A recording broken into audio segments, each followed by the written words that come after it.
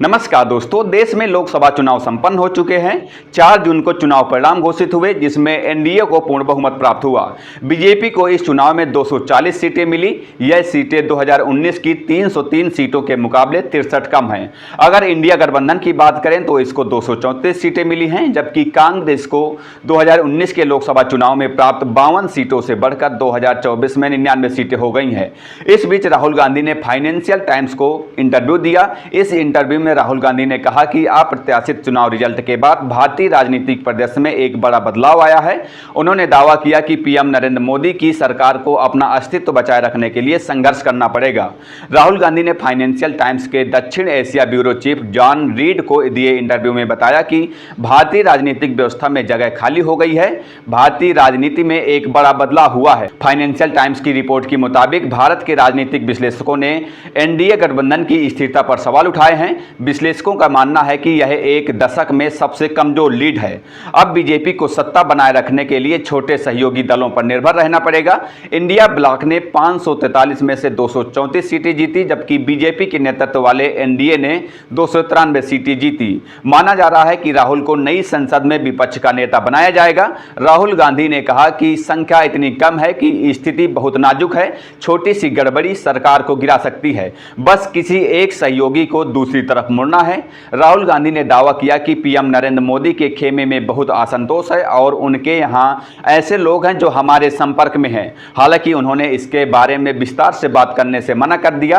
राहुल गांधी ने कहा कि लोकसभा चुनाव के दौरान पीएम नरेंद्र मोदी ने धार्मिक तनाव का फायदा उठाने की कोशिश की। भारत के बड़े मुस्लिम अल्पसंख्यक वर्ग को उन्होंने घुसपैठिया कहा। राहुल ने आरोप लगाया कि पीएम नरेंद्र मोदी बार बार कहते रहे कि कांग्रेस निचली जाति के हिंदुओं के लिए निर्धारित रोजगार और अन्य आरक्षण को खत्म कर देगी। राहुल गांधी ने आगे कहा कि उन्हें लगा कि वह नफरत फैला सकते हैं, गुस्सा फैला सकते हैं और इसका फायदा उठा सकते हैं, लेकिन भारत के लोगों ने चुनाव में इसे खारिज कर दिया। यही कारण है कि इंडिया गठबंधन संघर्ष करता रहेगा, क्योंकि 2014 और 2019 में पीएम नरेंद्र मोदी के लिए जिस चीज ने काम किया वह अब काम नहीं कर रहा। राहुल गांधी ने यह भी दावा किया कि निष्पक्ष परिस्थितियों में विपक्षी इंडिया गठबंधन ने बिना किसी शक के बहुमत हासिल कर लिया होता, लेकिन उन्होंने वोटिंग से पहले 2 राज्य के मुख्यमंत्रियों को जेल में डाल दिया। कांग्रेस के कुछ बैंक खातों को फ्रीज कर दिया था। उन्होंने कहा कि हमने अपने हाथ पीछे बांध कर लड़ाई लड़ी।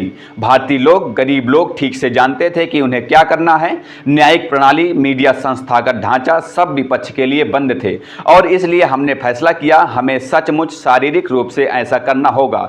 इस चुनाव में सफल होने वाले बहुत से विचार भारत जोड़ो यात्रा से आए थे। वो हमसे नहीं बल्कि भारत के लोगों से आए थे।